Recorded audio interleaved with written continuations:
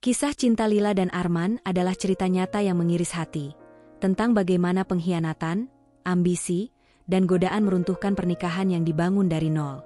Dari pertemuan takdir yang manis, pernikahan penuh harapan, hingga hancur karena orang ketiga, drama ini mengungkap sisi gelap kesuksesan dan penyesalan yang datang terlambat. Inilah kisah perselingkuhan yang mengubah hidup, membuat sang pelaku jatuh ke jurang penyesalan tanpa akhir, sementara sang korban bangkit dengan elegan. Jika Anda ingin tahu bagaimana cinta sejati bisa lenyap dalam sekejap hanya karena satu pilihan salah, inilah narasi yang akan membuat Anda tercengang sekaligus marah. Lila menatap jam tangannya sambil mempercepat langkah. Udara pagi yang segar bercampur aroma kopi dari kafe di sudut jalan, tak mampu mengalihkan pikirannya dari rasa gugup yang menggelayut. Hari ini, kampusnya bekerja sama dengan sebuah perusahaan besar untuk mengadakan seminar bisnis bertema entrepreneurship dan inovasi di era digital. Baginya, seminar itu bukan sekadar acara formal, melainkan kesempatan langka untuk mendengar langsung kisah sukses para pelaku bisnis muda yang namanya sering ia baca di artikel daring. Sebagai mahasiswi tingkat akhir jurusan manajemen, Lila punya rencana matang untuk karirnya. Ia ingin memulai usaha sendiri setelah lulus, meski modal dan jaringan masih terbatas. Maka, ia tak ingin terlambat. Satu kursi di barisan depan sudah ia incar sejak pendaftaran dibuka. Begitu tiba di aula besar kampus, Lila mendapati suasana sudah ramai. Mahasiswa, dosen, dan tamu undangan memenuhi ruangan. Lampu-lampu sorot memantulkan cahaya lembut ke panggung yang dihiasi layar LED besar. Musik latar mengalun pelan. Ia berhasil menemukan kursinya, membuka buku catatan, dan menyiapkan pulpen. Pandangannya tertuju ke daftar pembicara yang tercetak di brosur. Di antara nama-nama itu, ada satu yang membuatnya tertarik. Arman Pradipta, pendiri dan CEO sebuah startup teknologi yang kini berkembang pesat hingga ke pasar Asia Tenggara. Beberapa menit kemudian, acara dibuka. Satu persatu pembicara naik ke panggung, berbagi kisah dan strategi bisnis. Lila menyimak dengan penuh perhatian. Lalu tibalah giliran Arman. Pria itu berjalan ke podium dengan langkah mantap, mengenakan kemeja putih sederhana dipadukan jas biru tua. Senyumnya tenang, tapi matanya menyimpan kilat percaya diri. Suaranya hangat namun tegas, membuat setiap orang di ruangan seolah terpaku. Ia bercerita tentang masa-masa awal membangun usahanya di usia 23 tahun, tentang kegagalan yang nyaris membuatnya menyerah, dan tentang keberanian mengambil risiko ketika orang lain ragu. Sesekali ia menyelipkan humor ringan, membuat hadirin tertawa. Lila menulis cepat, mencatat poin-poin penting. Tapi di sela itu, ia menyadari sesuatu. Cara Arman memandang audiens terasa seperti berbicara langsung padanya. Atau mungkin hanya perasaannya saja. Setelah sesi tanya-jawab, acara istirahat dimulai. Beberapa peserta langsung menghampiri Arman untuk berfoto atau bertanya lebih lanjut. Lila awalnya ragu, tapi dorongan untuk memanfaatkan kesempatan itu lebih besar. Ia berdiri, menata napas, lalu melangkah mendekat. "Mas Arman, saya Lila," ujarnya sambil tersenyum dan sedikit menunduk. "Terima kasih untuk materi tadi. Sangat menginspirasi." Arman menatapnya, lalu tersenyum balik. "Terima kasih, Lila. Senang bisa berbagi. Kamu tertarik juga membangun usaha?" "Ya. Tapi saya masih kuliah semester akhir. Saya ingin memulai dari kecil," jawab Lila. "Bagus. Justru itu waktu yang tepat untuk belajar dan mencoba. Kalau jatuh, bangun lagi. Modal terbesar bukan uang, tapi kemauan." Kata-kata itu sederhana, namun terasa menancap dalam hati Lila. Mereka berbicara singkat, bertukar kartu nama. Lila hanya punya kartu sederhana yang ia cetak untuk tugas kuliah. Sementara Arman memberinya kartu elegan berwarna hitam matte dengan huruf emas timbul. Meski begitu, Arman menerimanya dengan tulus, tanpa sikap merendahkan. Setelah istirahat, seminar kembali dilanjutkan. Namun, pikiran Lila sesekali melayang ke percakapan tadi. Ada rasa penasaran yang sulit ia jelaskan. Bukan hanya tentang sosok Arman sebagai pengusaha, tapi juga tentang aura yang ia bawa, ambisi, keyakinan, dan ketenangan yang menular. Sore harinya, acara selesai. Peserta berangsur meninggalkan aula. Lila sedang memasukkan buku catatan ke tas ketika ia mendengar suara dari belakang. Lila? Ia menoleh. Arman berdiri di sana, tanpa jas, hanya mengenakan kemeja yang lengan panjangnya sudah digulung. Kamu tinggal di sekitar sini? Tanyanya. Tidak terlalu jauh dari kampus, jawab Lila. Kebetulan, saya juga ada urusan sebentar di dekat sini. Kalau mau, kita bisa sambil ngobrol di kafe. Saya masih punya waktu setengah jam sebelum meeting berikutnya. Lila sempat terdiam. Ia tahu ini bisa jadi momen penting. Boleh, jawabnya akhirnya. Mereka berjalan keluar kampus menuju kafe terdekat. Aroma kopi dan roti panggang menyambut ketika mereka masuk. Arman memesan latte, Lila memilih americano. Mereka duduk di pojok, tempat yang cukup tenang untuk berbicara. Jadi, apa ide usaha yang kamu pikirkan? Tanya Arman sambil menyeruput kopinya. Lila menjelaskan rencananya membuat platform online untuk produk-produk kerajinan lokal, menghubungkan pengrajin di desa dengan pembeli di kota besar. Ia memaparkan alasan, potensi pasar, hingga tantangan yang ia pikirkan. Arman mendengarkan dengan serius. Sesekali ia bertanya detail, sesekali memberi saran praktis. Idemu menarik, katanya akhirnya. Kalau kamu serius, jangan tunggu sampai semua sempurna. Mulai dari versi paling sederhana. Biarkan pasar yang memberitahu apa yang perlu diperbaiki. Percakapan mereka mengalir. Lila merasa nyaman, meski awalnya gugup. Arman tidak berbicara seperti orang yang merasa lebih pintar atau berpengalaman. Ia berbicara seperti teman yang mendorong untuk maju. Di sela pembicaraan, Lila juga mengetahui bahwa Arman sering menjadi mentor untuk pengusaha muda.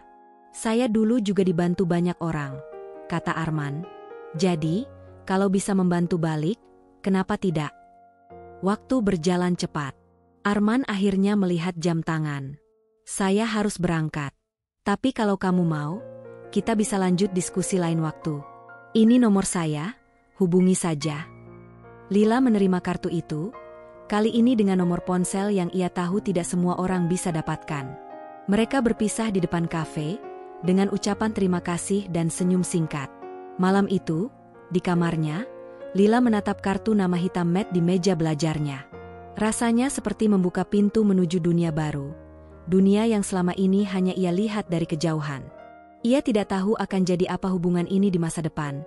Tapi satu hal pasti, pertemuan di seminar itu bukan sekadar kebetulan.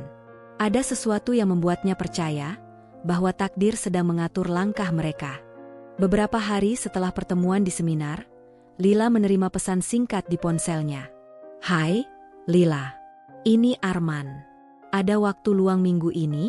Saya ingin tahu perkembangan ide usahamu. Lila menatap layar, tersenyum kecil. Ia tidak menyangka Arman benar-benar akan menghubunginya. Pesan itu sederhana, tapi cukup untuk membuat dadanya berdegup. Ia mengetik balasan dengan hati-hati, mencoba tidak terlihat terlalu bersemangat. Pertemuan mereka berikutnya terjadi di sebuah kafe kecil di pusat kota. Kali ini, suasana terasa lebih santai. Arman datang tanpa jas, hanya mengenakan kemeja kasual dan celana jeans. Ia membawa laptop, katanya untuk menunjukkan beberapa hal yang mungkin berguna bagi rencana bisnis Lila. Mereka membicarakan strategi pemasaran, pengelolaan modal, hingga membangun tim kecil. Namun, di luar pembahasan bisnis, ada jeda-jeda obrolan ringan yang membuat Lila merasa nyaman, tentang film, buku, dan sedikit tentang kehidupan pribadi.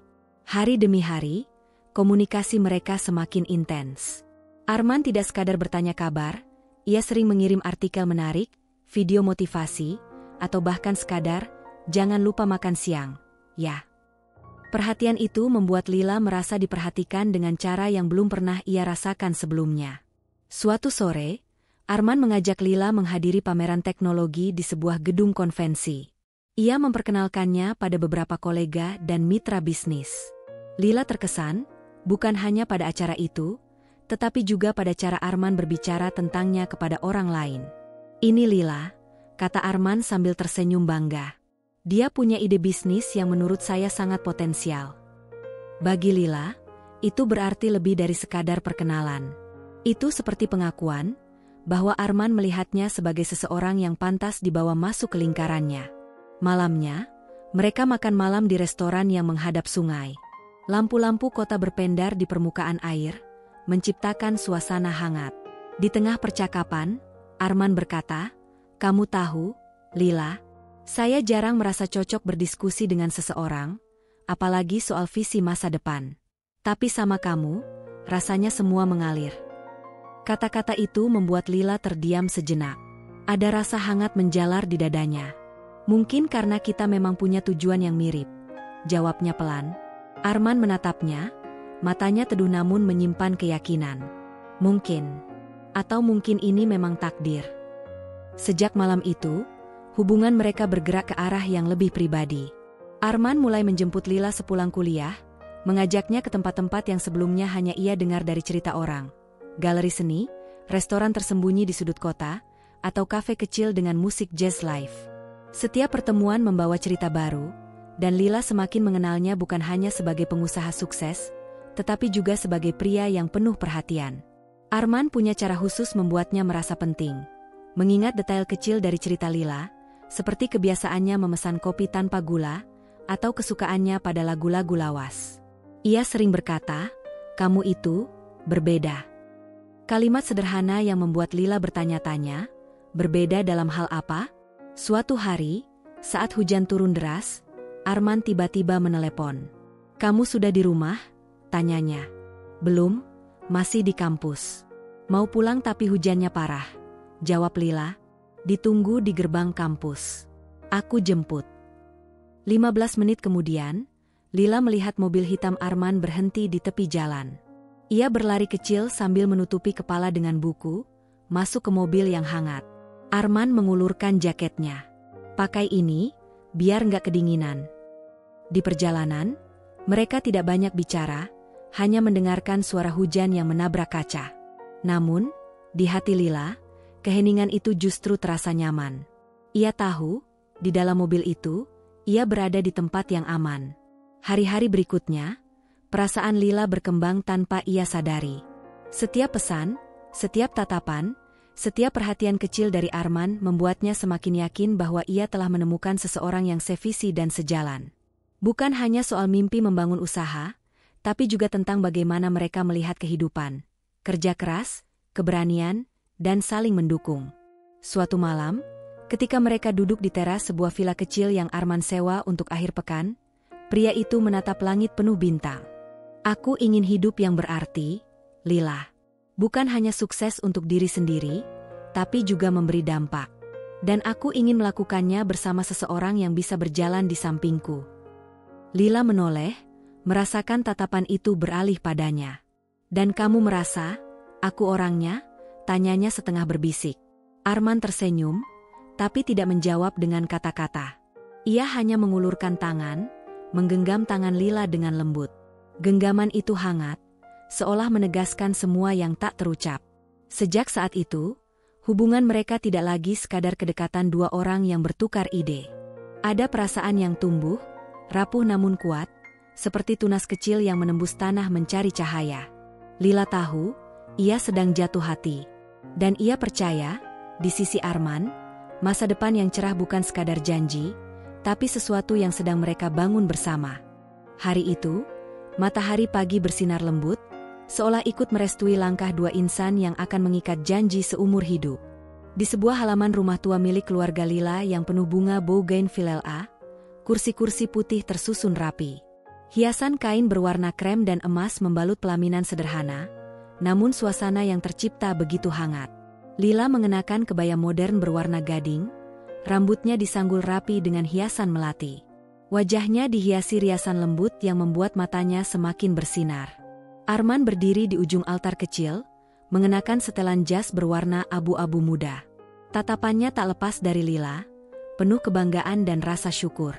Pernikahan itu memang tidak mewah. Tidak ada hotel berbintang, tidak ada pesta megah dengan ratusan tamu. Hanya keluarga dekat, sahabat, dan beberapa kolega yang benar-benar berarti. Keputusan itu mereka buat bersama, bukan karena keterbatasan semata, tetapi karena mereka ingin memulai kehidupan baru tanpa beban biaya yang berlebihan. Saat ijab kabul diucapkan, suara Arman mantap, dan tangan Lila bergetar ketika menerima buku nikah dari penghulu. Tepuk tangan dan doa mengalun dari para tamu.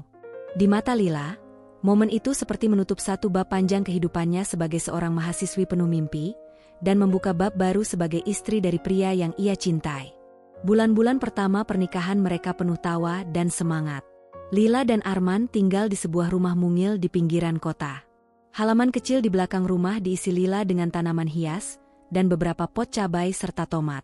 Dapur sederhana mereka menjadi saksi banyak percakapan larut malam, tentang rencana, ide-ide baru, dan impian yang terus mereka rajut bersama.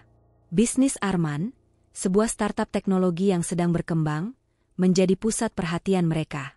Arman sibuk mengurus strategi, bertemu investor, dan mengembangkan produk. Lila, yang kini telah lulus kuliah, memutuskan untuk ikut membantu, meskipun tidak secara resmi terdaftar sebagai karyawan.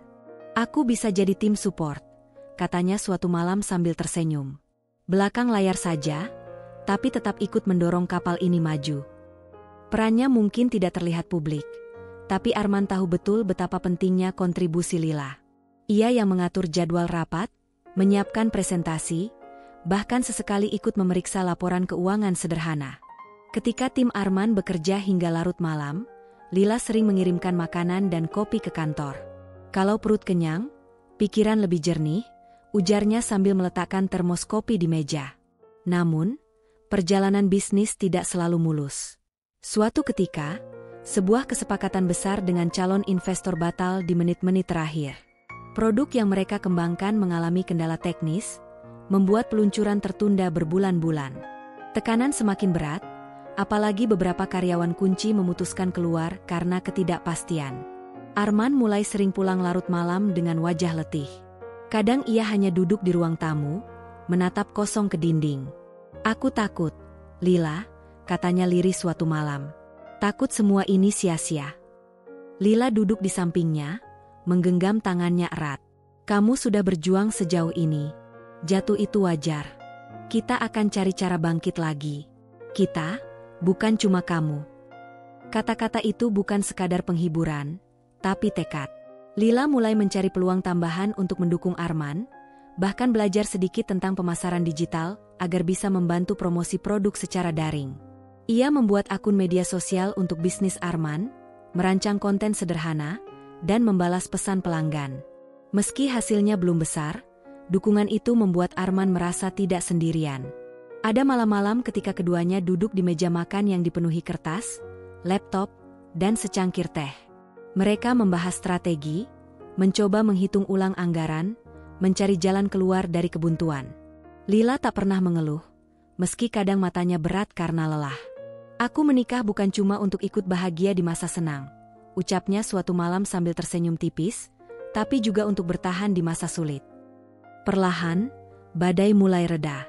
Produk mereka berhasil diluncurkan ulang, kali ini dengan respon pasar yang lebih baik. Meski belum mencapai puncak sukses, ada tanda-tanda harapan. Arman tahu, sebagian besar kekuatan yang membawanya ke titik itu datang dari keteguhan Lila. Tahun pertama pernikahan mereka diwarnai perjuangan. Ada hari-hari penuh tawa ketika target tercapai, dan ada hari-hari penuh air mata ketika rencana gagal. Namun, di setiap masa itu, mereka belajar saling menguatkan. Pernikahan sederhana yang mereka jalani ternyata menyimpan kekayaan yang tak diukur dengan materi. Rasa saling percaya, saling dukung, dan keyakinan bahwa masa depan dibangun bersama-sama. Suatu sore di akhir tahun, mereka duduk di teras rumah, menikmati secangkir teh hangat. Matahari terbenam memancarkan cahaya keemasan. Arman memandang Lila dan berkata pelan, "Kalau aku dulu menikah hanya dengan mimpiku sendiri, mungkin aku sudah menyerah. Tapi sekarang, aku menikah dengan orang yang juga mau berjuang untuk mimpi itu." Lila tersenyum, menatap langit yang mulai berubah warna. "Dan aku menikah dengan orang yang berani bermimpi besar, meski tahu jalannya tidak mudah." Di antara senja yang perlahan memudar, mereka tahu satu hal. Pernikahan ini memang dimulai dengan sederhana, tapi di dalamnya tersimpan harapan yang lebih besar dari segalanya. 3 tahun setelah pernikahan mereka, kerja keras Arman membuahkan hasil. Produk teknologi yang ia kembangkan akhirnya menembus pasar internasional, menarik perhatian investor besar, dan menempatkan namanya di jajaran pengusaha muda berprestasi. Media mulai meliput kisah suksesnya, dan undangan untuk menjadi pembicara di berbagai konferensi bergengsi berdatangan.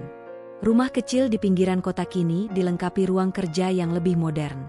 Mobil baru terparkir di garasi. Mereka bisa makan malam di restoran mewah, tanpa harus memikirkan anggaran. Lila merasa bersyukur melihat impian yang dulu mereka bicarakan di meja makan sederhana kini menjadi nyata.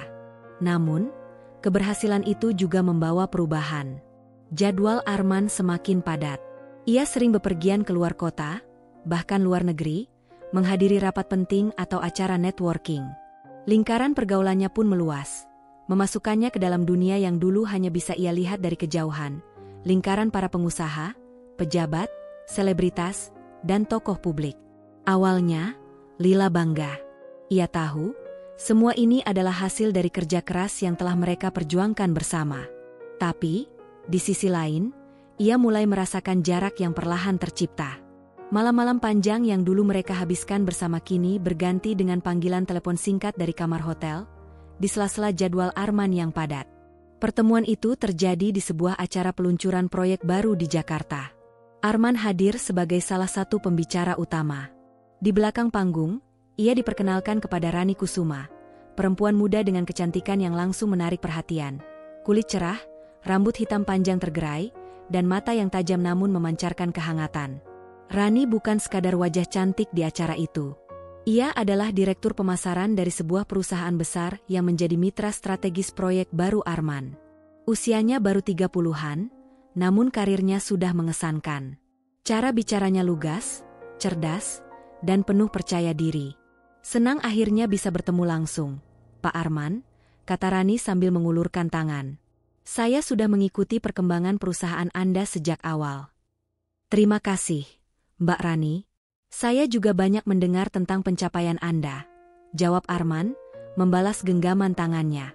Percakapan mereka singkat, tapi penuh kesan. Setelah acara, Rani mengundang Arman untuk membicarakan peluang kerja sama lebih lanjut. Pertemuan itu berlangsung di ruang rapat perusahaan Rani, namun suasana yang tercipta lebih hangat daripada formal. Rani pandai mencairkan suasana, menyelipkan humor di tengah pembahasan serius. Dalam beberapa minggu, mereka semakin sering bertemu. Kadang di kantor, kadang di kafe untuk membicarakan strategi pemasaran. Rani punya energi yang berbeda, penuh ambisi, sama seperti Arman di awal karirnya. Ia juga mengagumi kisah perjuangan Arman, dan tak segan memberi pujian. Jujur saja, kamu menginspirasi banyak orang, termasuk aku, kata Rani suatu sore, ketika mereka selesai rapat. Tidak banyak orang yang bisa bertahan dari kegagalan lalu bangkit seperti itu. Arman tersenyum, merasa dihargai. Pujian itu menyentuh sisi dirinya yang haus pengakuan, sesuatu yang akhir-akhir ini jarang ia dapatkan dari Lila. Bukan karena Lila tidak bangga, tapi karena keseharian mereka kini dipenuhi rutinitas, dan ucapan-ucapan seperti itu jarang terlontar. Sementara itu, Lila mulai merasakan perbedaan. Arman sering pulang larut, dengan alasan rapat atau makan malam bisnis. Ia lebih sering memegang ponselnya, bahkan ketika sedang bersama. Jika Lila bertanya, jawabannya selalu singkat, kerjaan. Pada suatu malam, Lila menyiapkan makan malam spesial untuk merayakan pencapaian terbaru Arman yang dimuat di majalah bisnis ternama. Ia menunggu hingga hampir pukul 10 malam, tapi Arman baru pulang lewat dari itu. Maaf, ada pembahasan mendadak soal proyek, katanya sambil melepas jas. Kamu sudah makan? Lila tersenyum tipis. Sudah. Makanannya ada di dapur, kalau mau. Ia tidak bertanya lebih lanjut, meski hatinya menyimpan tanda tanya. Di sisi lain, hubungan Arman dan Rani dalam konteks pekerjaan semakin intens. Mereka sering bertukar pesan, awalnya tentang proyek, lalu merambah ke hal-hal pribadi, rekomendasi buku, film, bahkan tempat makan baru. Rani pandai membuat Arman merasa dipahami, sering memberi dukungan saat ia merasa tertekan oleh tanggung jawab besar. Suatu malam, setelah sebuah rapat yang berakhir larut, Rani berkata, "Kamu kelihatan lelah. Mau aku temani makan malam? Sekalian ngobrol santai." Arman ragu sejenak, tapi akhirnya mengiyakan. Mereka memilih restoran yang tenang di sudut kota. Percakapan mengalir, tawa mengisi jeda, dan di akhir malam, Arman menyadari betapa mudahnya ia merasa nyaman di dekat Rani. Ia pulang larut malam dengan pikiran bercampur aduk. Di rumah, Lila sudah tertidur di sofa, masih mengenakan piyama dan memegang buku yang terbuka di dadanya. Arman berdiri lama, menatap wajah tenang istrinya. Ada rasa bersalah yang perlahan merayap, tapi juga ada godaan yang sulit ia abaikan. Sejak itu, dinamika rumah tangga mulai berubah. Lila mencoba memahami, meyakinkan dirinya bahwa kesibukan Arman adalah konsekuensi dari kesuksesan yang mereka impikan. Namun, di lubuk hatinya, ia tahu ada sesuatu yang bergeser. Kehangatan yang dulu selalu ada kini, sering digantikan oleh kesunyian yang tak terucap. Arman, di sisi lain, terjebak di antara dua dunia. Rumah yang penuh kenangan perjuangan bersama Lila, dan dunia baru yang menawarkan rasa segar dan pengakuan melalui kehadiran Rani. Ia tahu betul, satu langkah salah bisa meruntuhkan segalanya, namun godaan itu semakin sulit dihindari. Dalam cahaya lampu kota yang berkilau, Arman berdiri di balkon apartemen Rani suatu malam usai rapat proyek. Ia memandang ke kejauhan, bertanya dalam hati, apakah ini hanya fase? Atau takdir sedang menawarkannya pilihan yang akan mengubah segalanya? Musim hujan baru saja mulai. Hujan deras mengguyur kota hampir setiap sore, membuat udara menjadi lebih dingin. Namun, di rumah mungil yang dulu selalu terasa hangat, Lila mulai merasakan kesejukan itu berubah menjadi rasa dingin yang lain. Dingin yang datang bukan dari cuaca, tapi dari jarak yang perlahan tumbuh di antara dirinya dan Arman. Arman semakin sering pulang larut malam. Awalnya, Lila mencoba memaklumi. Ia tahu bisnis Arman sedang berada di puncak perkembangan, dan banyak kesepakatan besar menuntut kehadirannya di malam hari. Tapi belakangan, alasannya selalu sama, pekerjaan, Lil. Kata itu keluar begitu sering, sampai Lila merasa seolah-olah dirinya hanyalah latar belakang yang diam di rumah menunggu. Malam-malam yang dulu diisi dengan makan malam bersama kini berubah. Lila sering makan sendirian di meja makan, sementara ponselnya sesekali bergetar dengan pesan singkat dari Arman, "Maaf pulang telat. Ada meeting tambahan."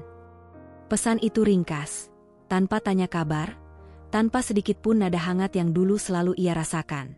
Suatu malam, Lila menunggu lebih lama dari biasanya. Ia memasak sup ayam kesukaan Arman, berharap malam itu mereka bisa makan bersama. Hujan turun deras, dan jam sudah menunjukkan pukul 11:15 ketika suara pintu depan akhirnya terdengar. Arman masuk, jasnya sedikit basah, wajahnya letih. "Maaf, rapatnya molor," katanya sambil menaruh tas kerja di sofa. Lila menatapnya dari meja makan. "Aku masak sup ayam, tapi sudah dingin sekarang." Arman tersenyum tipis, duduk sebentar. "Terima kasih, tapi aku sudah makan di luar sama tim. Kalau aku nggak makan tadi, pasti nggak kuat ikut pembahasan." Jawaban itu membuat dada Lila menghangat oleh rasa kecewa. Ia tidak marah, tapi hatinya perih. Bukan karena Arman makan di luar, tapi karena ia tidak merasa diprioritaskan lagi. Hari-hari berikutnya, pola itu terus berulang.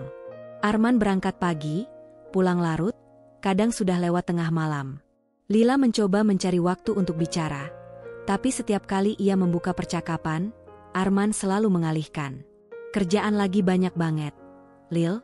Kalau kamu sabar sedikit, nanti semua ini akan lebih tenang," ucapnya sambil memeriksa ponsel.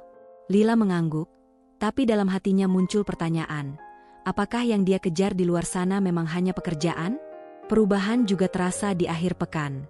Jika dulu mereka menghabiskan waktu dengan jalan-jalan santai atau sekadar menonton film di rumah, kini Arman sering mengatakan ada acara bisnis atau undangan networking yang tidak bisa ia lewatkan. Lila pernah menawarkan untuk ikut, tapi Arman menjawab, "Acara ini agak formal, lebih baik kamu di rumah. Aku juga nggak mau kamu capek." Awalnya, Lila percaya.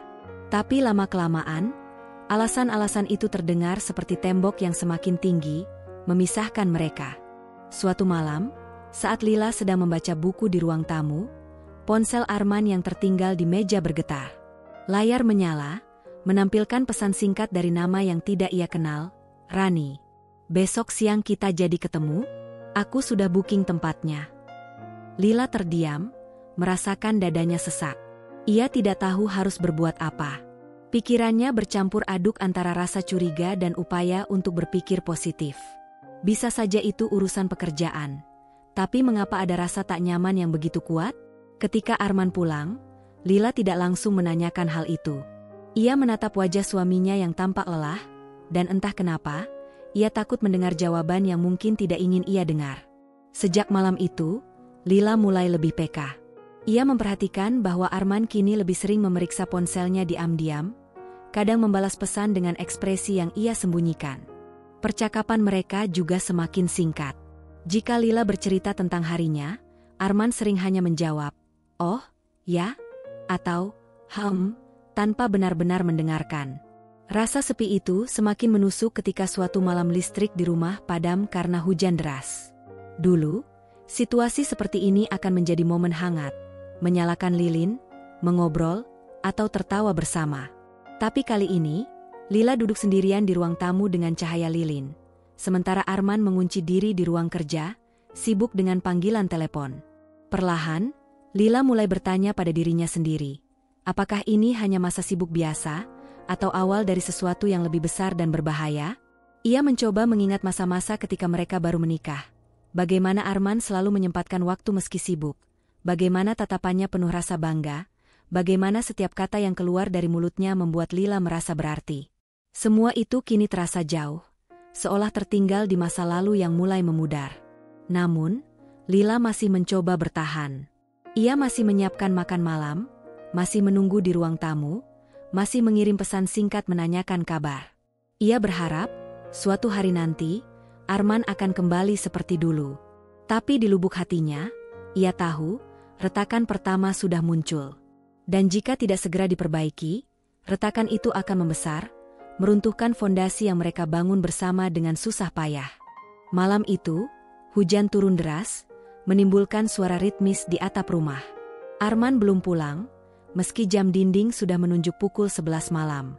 Lila duduk di ruang tamu dengan selimut tipis di pangkuannya, mencoba menenangkan hati sambil menonton televisi yang suaranya ia kecilkan. Di meja depan, ponselnya bergetar, bukan dari nomornya, tapi dari ponsel Arman yang tadi siang ia lihat tertinggal di rumah. Ponsel itu menyala, menampilkan nama yang sudah membuat dadanya tidak nyaman sejak beberapa minggu terakhir. Rani. Notifikasi itu memuat potongan pesan yang langsung menusuk hati Lila. "Kamu tadi luar biasa. Rasanya nggak sabar ketemu lagi besok." Hati merah 2. Jantung Lila berdegup kencang. Tangannya bergetar saat meraih ponsel itu. Selama beberapa detik, ia hanya menatap layar, berharap matanya salah lihat atau itu sekadar candaan antar rekan kerja. Tapi dorongan untuk tahu lebih jauh lebih kuat daripada rasa takutnya. Ia membuka layar ponsel, menemukan riwayat pesan yang tidak menyisakan ruang untuk penafsiran positif. Ada rangkaian kalimat manis, gurauan yang terlalu intim untuk rekan bisnis, dan rencana pertemuan di luar jam kerja. Bahkan ada foto-foto makan malam mereka di restoran yang pernah Arman bilang ia hadiri untuk rapat penting. Perut Lila terasa mual. Kepalanya dipenuhi potongan ingatan, malam-malam Arman pulang larut, alasan-alasan yang selalu sama, tatapan yang sudah jarang menemuinya. Semua mulai terangkai menjadi satu gambaran yang menyakitkan. Arman baru pulang sekitar tengah malam, terlihat lelah namun juga sedikit terkejut melihat Lila masih terjaga. "Kok belum tidur?" tanyanya sambil meletakkan kunci mobil di meja. Lila tidak langsung menjawab. Ia hanya mengangkat ponsel Arman dan menaruhnya di atas meja di antara mereka. "Ini ketinggalan di rumah. Dan, aku sudah lihat semua pesannya." Arman terdiam, tatapannya berubah waspada. "Kamu buka ponselku tanpa izin?" "Jawab saja, Arman. Siapa Rani buat kamu?" Suara Lila bergetar, tapi matanya tajam. Arman menghela napas panjang, lalu mengusap wajahnya. "Dia rekan proyek. Itu cuma bercanda. Kamu tahu kadang orang dekat di kerjaan suka ngobrol begitu." "Bercanda? Kau pikir aku nggak bisa bedain bercanda dengan ini?" Lila menunjuk layar ponsel yang menampilkan salah satu pesan mesra. Ada hati di pesannya. Ada rencana ketemu berdua. Kau bahkan makan malam dengannya waktu aku di rumah nunggu. Nada suara Lila meninggi. Rasa sakit yang ia tahan selama berminggu-minggu tumpah begitu saja. "Selama ini aku percaya sama kamu. Aku nggak pernah larang kamu sibuk kerja. Tapi ternyata... Lila. Arman memotong, suaranya juga meninggi. Kamu itu terlalu posesif. Baru baca chat sedikit udah bikin kesimpulan sendiri. Aku ini kerja keras buat masa depan kita, tapi kamu malah cari-cari kesalahan. Lila tertegun, tidak percaya mendengar kata-kata itu. Posesif? Arman, ini tentang kesetiaan, bukan sekadar aku curiga tanpa alasan. Kamu berubah. Pulang larut tiap malam, selalu bilang, kerja, tapi ternyata ada orang lain di sela waktu itu. Arman berdiri, berjalan mondar-mandir. Kamu nggak ngerti dunia kerja di level ini, Lil. Networking itu penting, menjaga hubungan baik dengan mitra juga. Kalau aku terlalu kaku, proyek bisa gagal. Menjaga hubungan baik? Lila menyeringai pahit. Kalau menjaga hubungan berarti bikin istri di rumah nunggu sambil kamu kirim pesan mesra ke perempuan lain, ya sudah, aku nggak mau mengerti. Suasana memanas. Hujan di luar seperti mengiringi ketegangan di ruang tamu itu. Lila merasa dadanya sesak, matanya mulai basah. Aku ada di sini sejak awal. Waktu bisnismu nyaris bangkrut, aku ikut berjuang. Sekarang, di saat kamu di atas, aku malah ditinggalkan. Arman tidak langsung menjawab. Wajahnya menunjukkan campuran rasa bersalah dan kebingungan, tapi ego menahannya untuk mengakui kesalahan. Aku nggak ninggalin kamu. Kamu cuma terlalu sensitif. Mungkin kita butuh jarak sebentar supaya kamu bisa lihat semuanya dengan lebih objektif. Kalimat itu menampar hati Lila. Bukan hanya karena isinya, tapi karena cara Arman mengatakannya, dingin, seperti membicarakan sesuatu yang tidak penting. Malam itu, mereka tidak bicara lagi. Arman masuk ke kamar kerja dan menguncinya, sementara Lila duduk sendirian di ruang tamu, mendengarkan hujan yang mulai mereda. Ia memandangi cincin di jarinya, mengingat semua janji yang pernah mereka ucapkan di hari pernikahan. Janji untuk saling mendukung, saling percaya, saling setia. Tapi malam itu, Lila merasa semua janji itu sudah retak. Mungkin belum hancur sepenuhnya, tapi retaknya sudah terlalu dalam untuk diabaikan. Di hatinya, ia tahu, rahasia yang ia temukan malam ini bukanlah sekadar kesalahpahaman kecil, seperti yang Arman klaim. Ini adalah titik di mana sesuatu dalam hubungan mereka telah berubah, dan mungkin tidak akan pernah kembali seperti dulu. Musim hujan telah berlalu. Langit kota mulai sering cerah, namun di hati Lila, mendung tidak juga pergi. Minggu-minggu terakhir terasa seperti berjalan di lorong panjang yang sunyi. Ia dan Arman jarang bicara.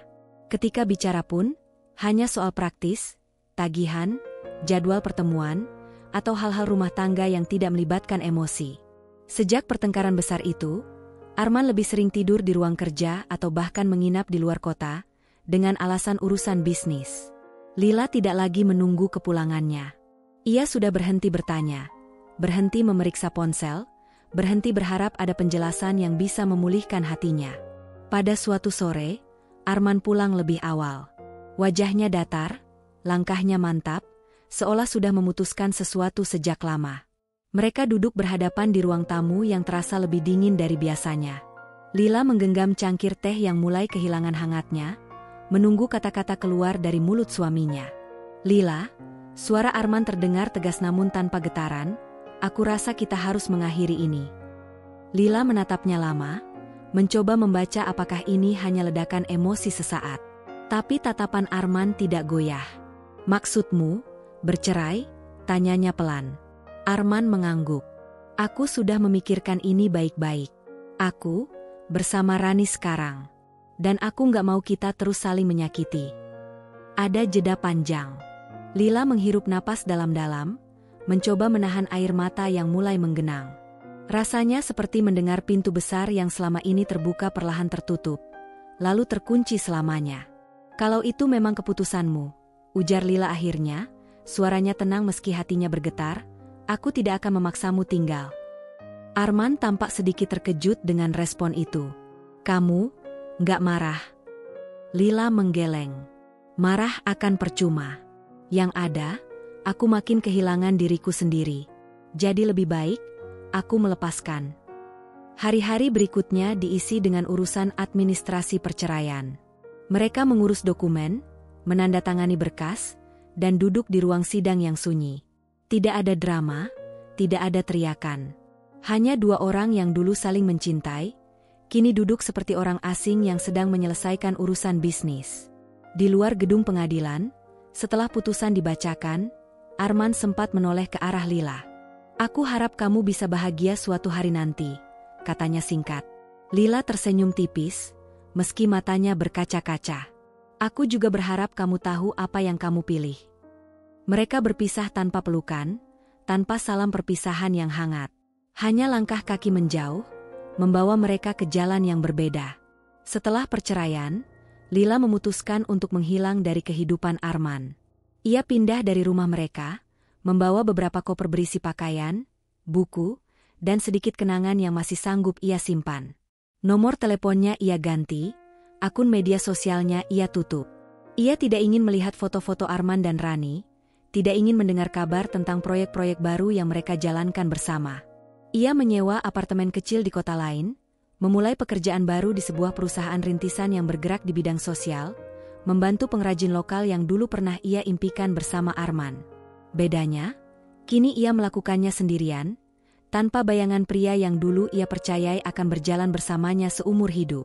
Malam-malam awal di apartemen barunya terasa sepi, tapi juga anehnya menenangkan. Tidak ada lagi suara pintu terbuka larut malam, tidak ada lagi ponsel yang bergetar dengan pesan dari seseorang bernama Rani.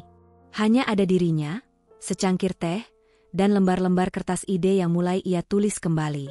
Namun, di balik ketenangan itu, ada luka yang belum sembuh. Kadang-kadang, ketika hujan turun, Lila teringat malam-malam mereka dulu, tertawa sambil makan malam sederhana, atau duduk di teras membicarakan mimpi.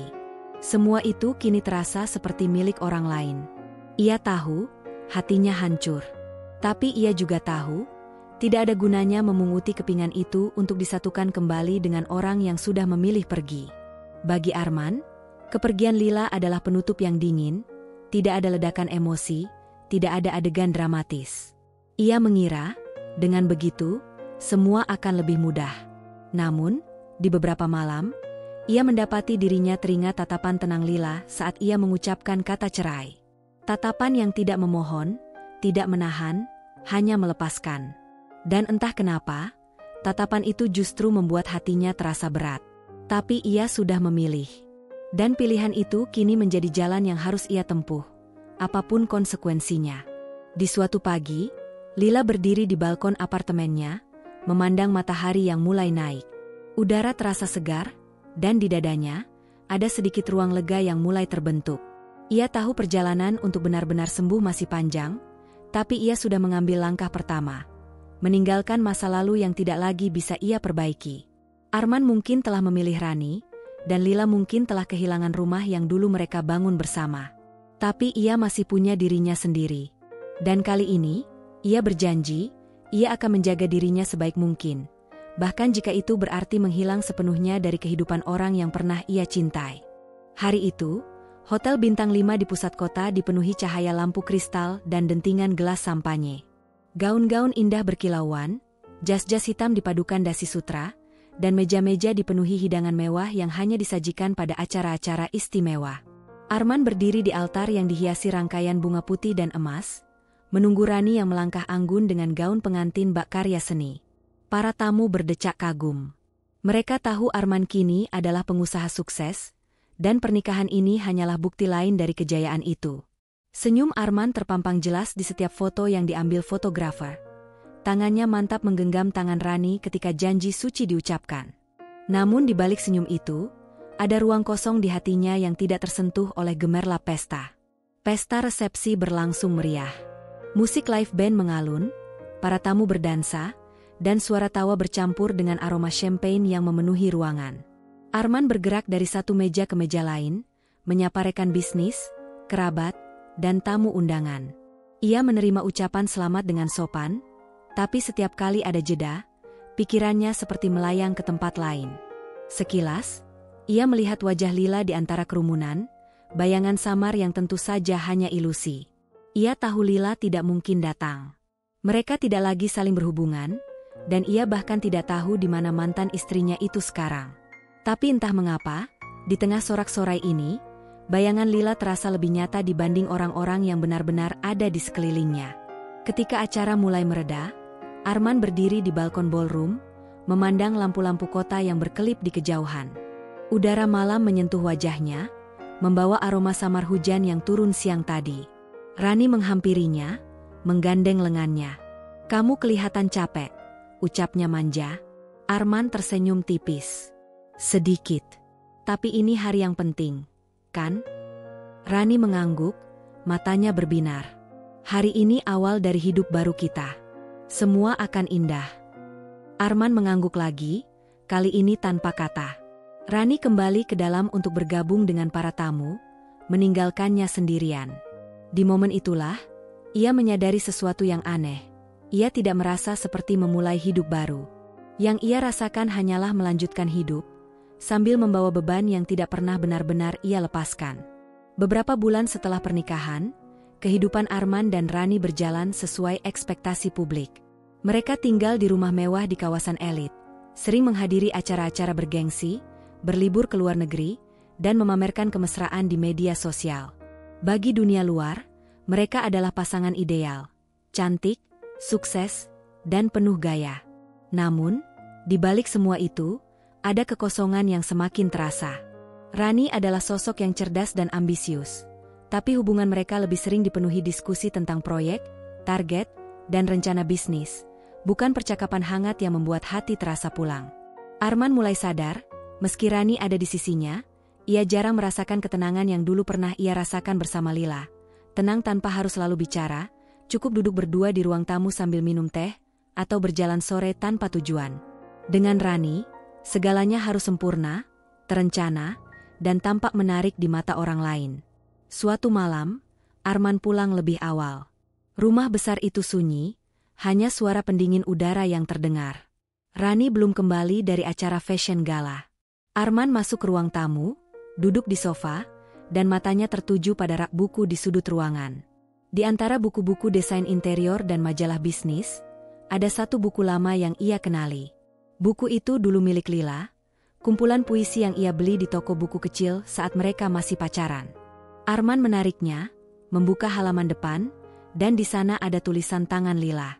Untuk Arman, yang selalu percaya bahwa masa depan bisa kita bentuk bersama. Lila.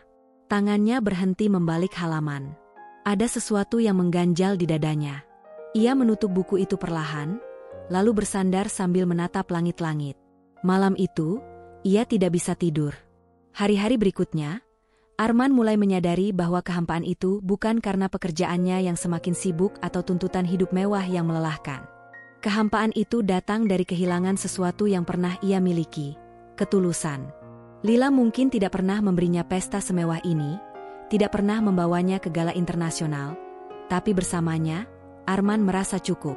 Tidak ada yang perlu dibuktikan kepada dunia. Rani adalah pilihan yang ia buat dengan sadar. Namun semakin lama, ia bertanya-tanya apakah ia memilihnya karena cinta atau karena rasa ingin memiliki seseorang yang cocok dengan citra kesuksesan yang ia kejar. Pada ulang tahun pernikahan mereka yang pertama, Rani mengadakan pesta besar di rumah, mengundang hampir 100 tamu. Arman berdiri di tepi kolam renang, memegang gelas wine, mendengarkan musik yang mengalun. Dari kejauhan, ia melihat Rani tertawa bersama sekelompok orang penting, gaun merahnya berkilau diterpa cahaya lampu taman.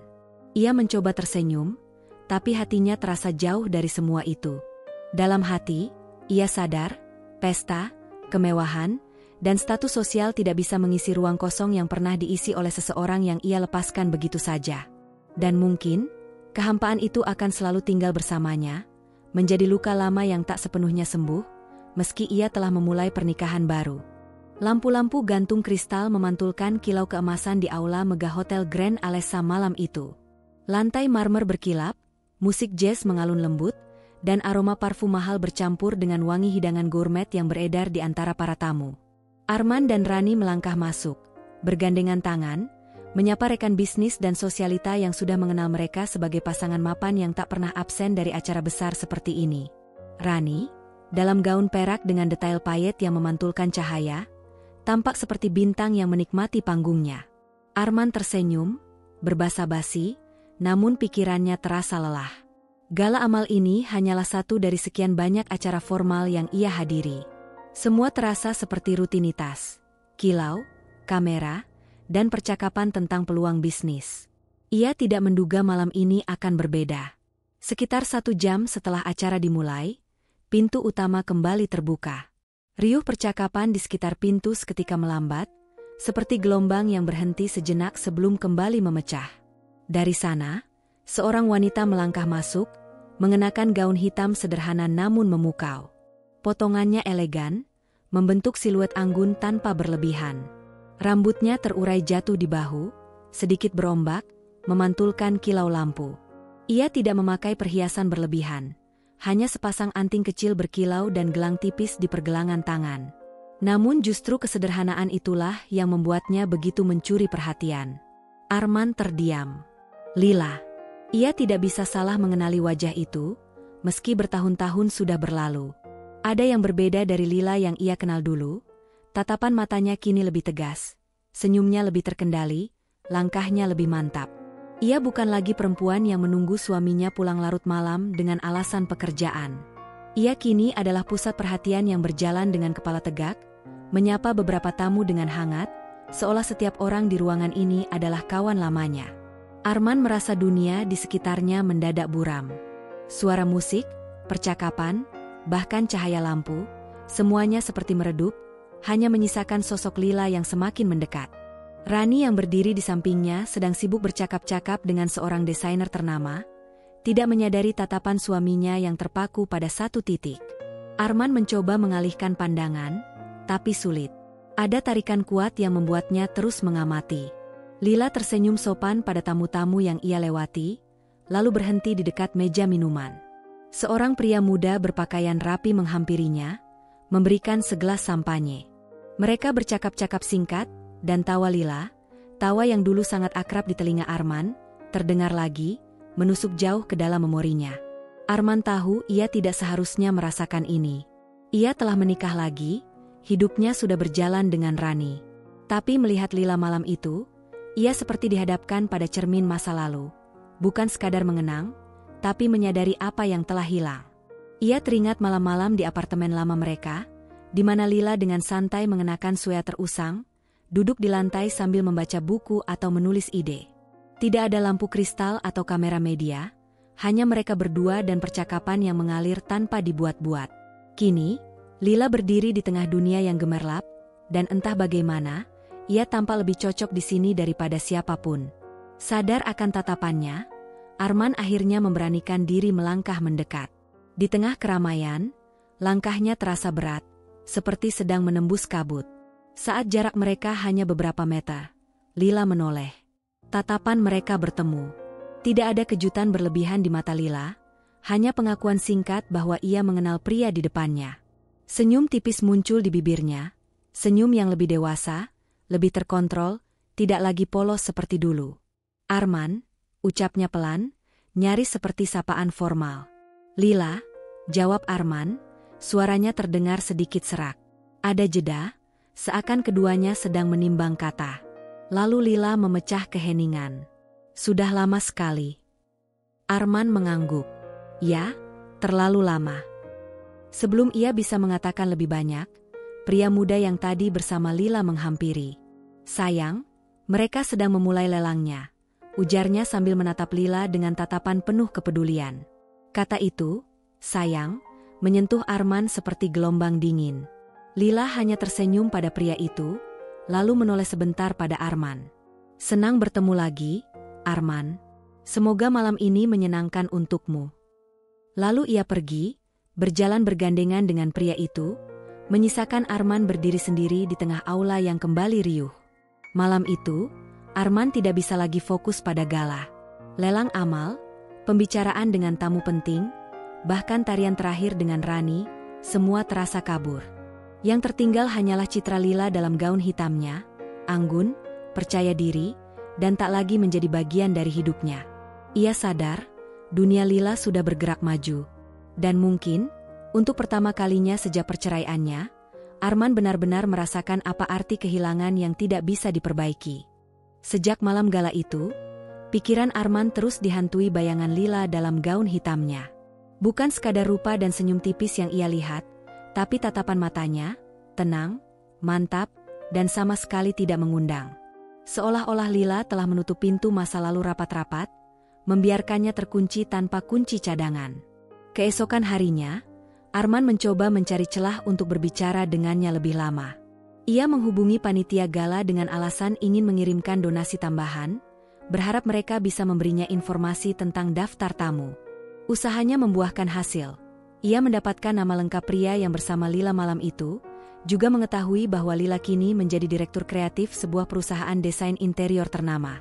Malam berikutnya, Arman menghadiri sebuah pameran seni yang ia tahu akan dihadiri Lila. Ia datang lebih awal, memutari ruangan dengan segelas anggur di tangan, mencari sosok yang sudah menempati pikirannya selama berhari-hari. Saat akhirnya ia melihat Lila, ia menarik napas panjang. Perempuan itu berdiri di depan sebuah lukisan abstrak, berbicara santai dengan seorang kolektor tua. Gaun biru tua yang ia kenakan sederhana, namun tetap memancarkan aura anggun yang sama.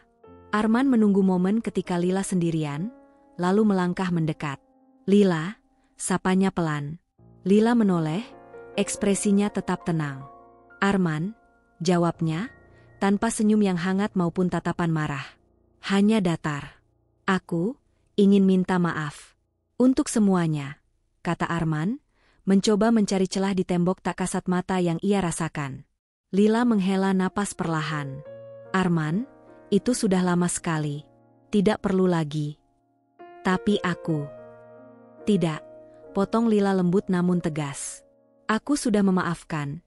Tapi itu bukan berarti kita bisa kembali seperti dulu.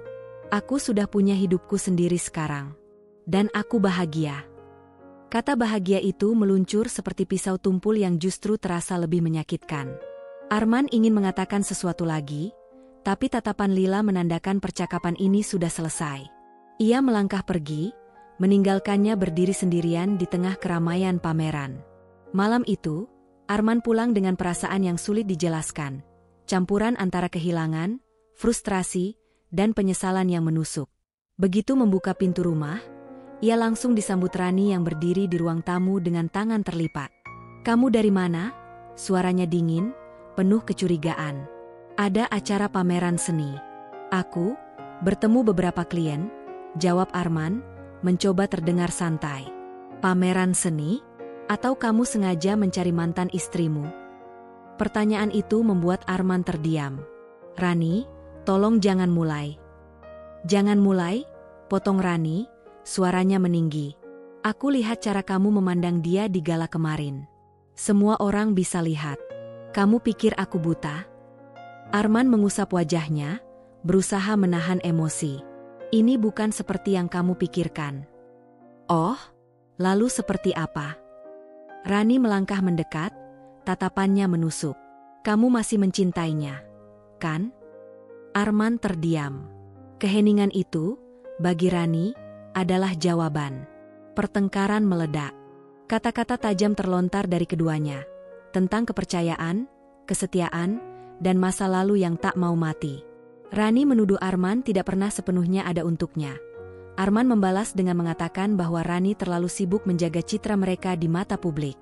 Akhirnya, Rani membanting pintu kamar, meninggalkan Arman di ruang tamu yang sunyi. Malam itu, Arman duduk sendirian di sofa, lampu ruang tamu dibiarkan redup. Di luar, hujan turun, membentuk pola di jendela. Ia menatap kosong ke arah gelas wine yang belum tersentuh, pikirannya melayang ke masa lalu. Hari pertama ia bertemu Lila, tawa mereka di kafe kecil, dukungan tanpa syarat yang ia dapatkan saat bisnisnya jatuh bangun. Ia sadar bahwa yang ia rindukan bukan hanya sosok Lila, tapi versi dirinya yang dulu ketika bersama Lila. Versi dirinya yang lebih tulus, lebih fokus pada kebahagiaan bersama, bukan pada pencitraan dan angka di rekening. Namun semua itu kini hanya kenangan. Beberapa hari kemudian, Arman menerima undangan makan malam dari seorang rekan bisnis. Ia datang, dan di ujung meja restoran mewah itu, ia melihat Lila duduk bersama pria yang menemaninya di gala. Mereka tampak akrab, tertawa, berbicara dengan bahasa tubuh yang penuh kenyamanan. Arman tidak menyapa. Ia hanya duduk di mejanya sendiri, mencoba fokus pada percakapan dengan rekan bisnisnya, namun matanya sesekali melirik ke arah mereka. Saat Lila dan pria itu berdiri untuk pergi, Lila sempat melihatnya sekilas. Ia tersenyum sopan, lalu melangkah keluar tanpa kata. Senyum itu, meski hangat di permukaan, terasa seperti garis penutup pada sebuah bab yang tidak akan pernah dibuka lagi. Malam itu, ketika kembali ke rumah, Arman duduk di ruang kerjanya. Di hadapannya, ada bingkai foto lama yang entah bagaimana terselip di laci, foto pernikahan sederhananya dengan Lila, di mana keduanya tersenyum tanpa beban. Arman menyentuh kaca bingkai itu, merasakan dinginnya, dan berbisik nyaris tak terdengar, "Aku bodoh." Ia sadar, penyesalan ini akan menjadi teman seumur hidupnya. Tidak peduli berapa banyak keberhasilan yang ia raih atau seberapa mewah hidupnya sekarang, ada satu hal yang tak bisa ia beli kembali. Cinta sejati yang pernah ia miliki, dan telah ia lepaskan. Dan untuk pertama kalinya, ia benar-benar mengerti arti kehilangan yang tak tergantikan.